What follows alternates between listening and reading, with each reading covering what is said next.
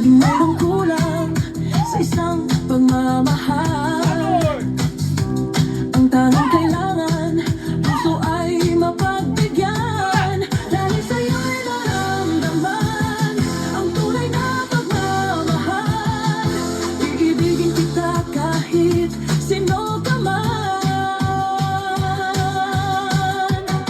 Ikaw na nga ang hinahanap ng puso, ang siyang magbibigay ng saya, ng tamis at lambing sa buhay ko.